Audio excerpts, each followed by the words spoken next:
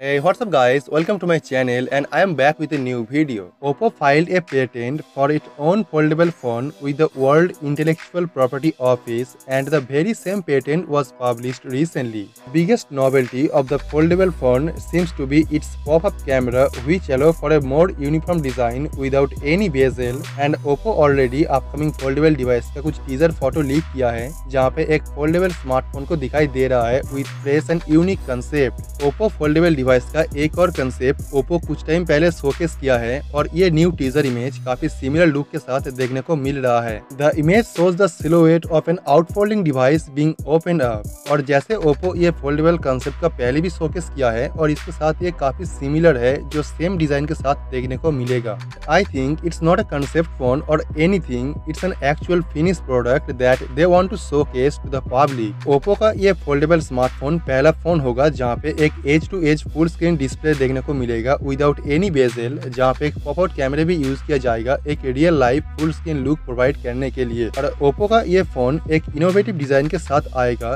जो कोई कंपनी एक फोल्डेबल स्मार्टफोन जो बिल्कुल नया टेक्नोलॉजी है उसमें पॉपआउट कैमरे भी इम्प्लीमेंट करेगा इसमें एक फुल स्क्रीन लुक देने के लिए, और एक न्यू जनरेशन फोल्डेबल स्मार्टफोन के साथ एक पॉपअप कैमरा कोई इजी बात नहीं है और ये डिजाइन एक बिल्कुल नया डिजाइन के साथ आएगा जो कमाल का लुक प्रोवाइड करेगा। एक फोल्डेबल स्मार्टफोन सेम टाइम में एक टैबलेट और एक स्मार्टफोन ये दोनों के हिसाब से काम करेगा। और अगर बात करें फोल्डेबल स्मार्टफोन के बारे में तो फोल्डेबल स्मार्टफोन को लेके काफी सारे ड्यूरेबिलिटी के इशू देखने को मिला है। और अगर बात करें ओप्पो के आने वाले फोल्डेबल स्मार्टफोन के बारे में तो ये फोल्डेबल होने के साथ साथ इसमें एक मूविंग पार्ट एक पॉपअप सेल्फी कैमरे भी इम्प्लीमेंट किया जाएगा जिसके कारण ये स्मार्टफोन की ड्यूरेबिलिटी में काफी इशू आ सकता है। और अगर ऐसा होगा तो ये स्मार्टफोन की सेल्स में भी इसका इम्पैक्ट देखने को मिल सकता है। और एक फोल्डेबल स्मार्टफोन में लार्ज डिस्प्ले होने के कारण इसमें मल्टीटास्किंग और भी काफी सारे काम होता है जो एक नॉर्मल डिवाइस में नहीं होता है, जहाँ पे सभी एप्लीकेशंस काफी ऑप्टिमाइज होता है ये सभी काम स्मूथली परफॉर्म करने के लिए। ऐसे एक न्यू जनरेशन